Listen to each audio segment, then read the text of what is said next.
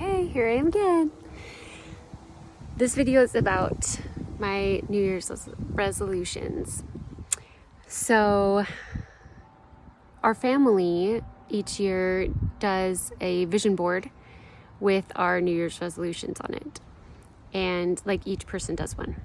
And there's, with the kids, my husband and I have a different vision board, but with the kids, we do 4 quadrants, 1 physical, 1 spiritual, 1 intellectual, and 1 social.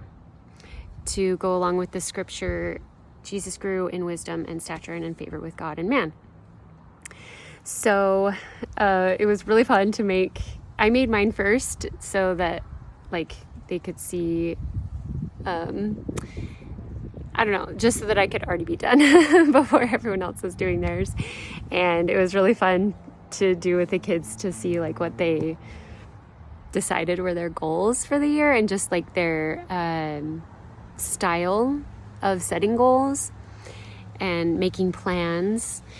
And so that was really awesome. And then we hang everybody's up in their room or in their closet, like Kent and I's are in our closet next to our vision board.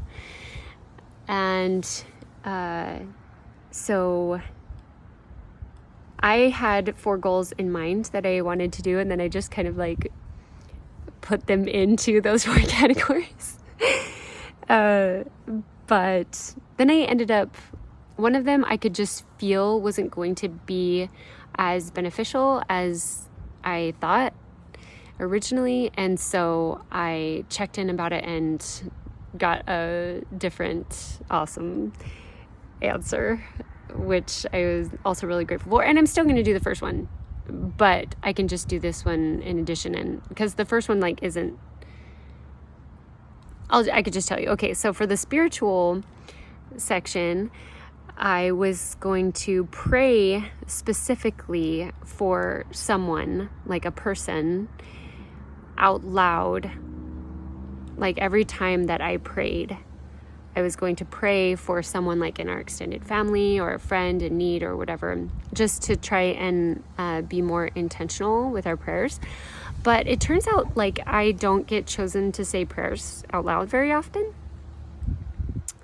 And so I was just oh, okay, this isn't making as big of an impact. It's not a daily, daily I can't see a difference. And so, yeah, I decided to switch it. And I've been feeling more able to share about things that have happened to me in my life, especially in regards to religion and the religious community that I grew up in. And so I made it a goal to reach out to at least one person, sometimes 2, and once even 3 people a week, to just share with them about my journey and my faith transition and what happened. And it has been so awesome, just so fruitful, just so beautiful to get to connect with people on that deep of a level. And I haven't had a negative experience yet. I am I don't want to put it out there that, oh wow, hello little friends. There's I don't know if you can see it, there's a spider web. I was leaning right up against those. Okay, let me just, I was feeling to switch positions, and I guess that's why. Maybe I would have ruined their thing, or a spider would have crawled into my hair. That's fun. So I don't want to put it out there that there's going to be terrible experiences, but obviously everyone has their opinions about what should and should not be happening in life. And so I know that at some point I will probably get some feedback that is hard or sad. But so far, it's been incredible to see and hear about other people's faith transitions and their journeys. Like every single person that I've contacted so far has been like, what? Like, I never would have imagined what has occurred in my life. And then they share with me like their story and their experiences. And it's just so delicious to me. I am grateful for the fruit that is bearing in my life, and I'm receiving it with gladness. So that's been really good. Okay, then another one is to learn about, practice, and facilitate steaming, because I honestly, like with all of my heart, believe that vaginal steaming can change the world. I think that it is. In fact, I just watched this, Kelly Garza is the girl that I am that I am certifying with. And she just did a study about birth workers. She just did a video for birth workers, and the statistics that she quoted were just like, she was basing her video on a study that the WHO did about maternal mortality rates and how steaming can address each one of those, of the major ones, except for like 21%. So it was quoting, I don't know if it would get into it. Anyway, except for one category that was like unrelated to birth or delivery deaths. Like there was a small percentage of people who just like, died in car accident or whatever. But all the rest of them, steaming could totally get to. And she laughed like, have you ever seen the movie My Big Fat Greek Wedding? I love movies so much. I learned so much from movies. And she was like, I feel like the dad on that who's just like, oh, Windex. And he uses Windex like for clean. Oh, you have a pimple. Let's put some Windex on that. Oh, whatever. He just uses Windex. And like, oh yeah, steaming. Steaming is like that. It just, oh, I'm seeing a hummingbird.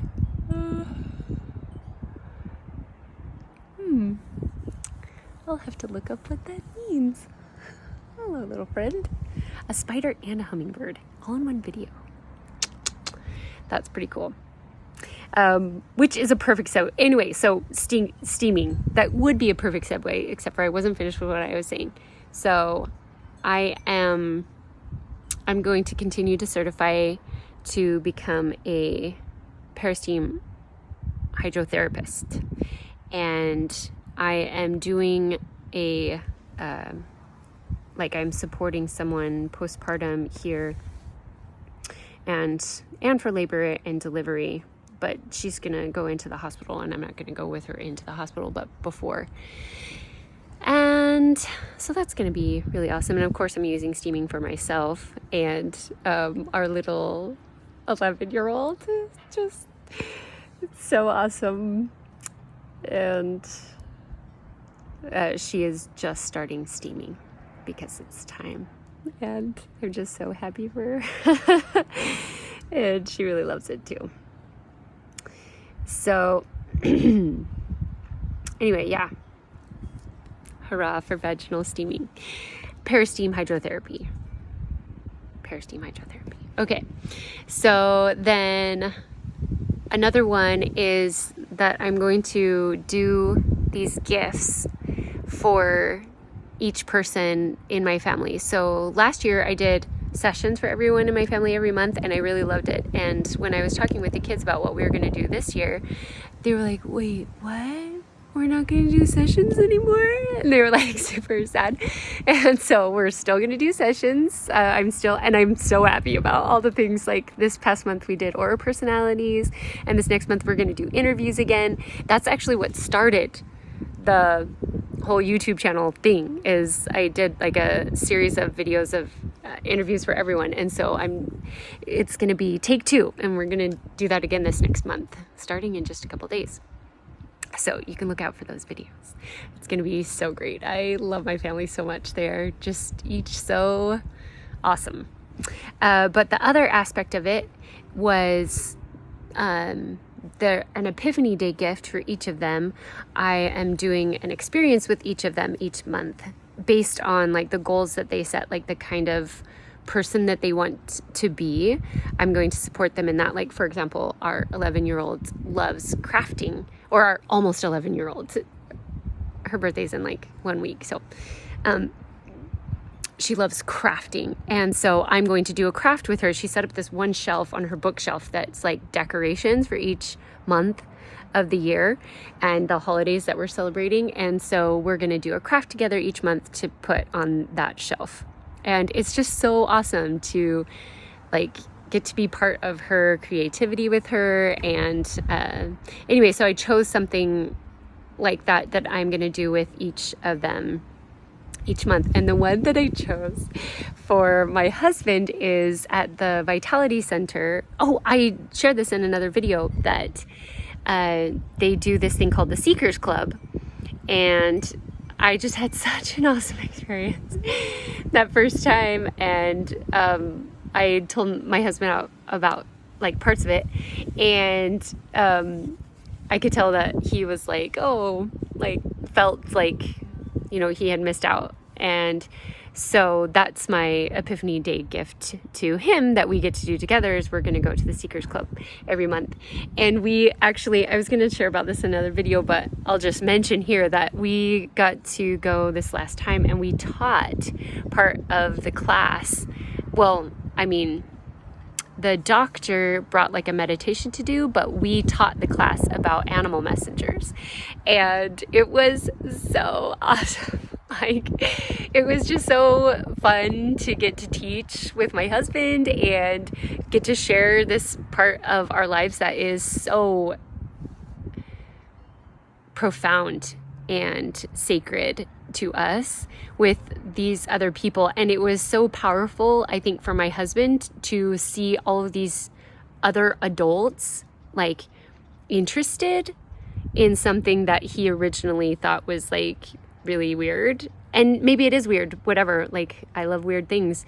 And so it was just really cool, like eye-opening, like changing experience for him to be like, oh wow, this isn't something to like keep to myself. I can share it and others value it deeply. So that was really cool. So that's another one of my goals. Okay, so steaming, the spiritual, that one was the social. Maybe I'm not supposed to share my other one because it's not coming to mind right now. Ha! This is really funny. I mean, I do these every single day, so like what? I'm having a total, okay, I'm just gonna go inside and look. This is really funny. Okay.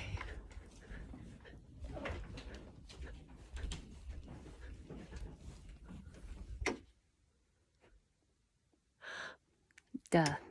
Okay.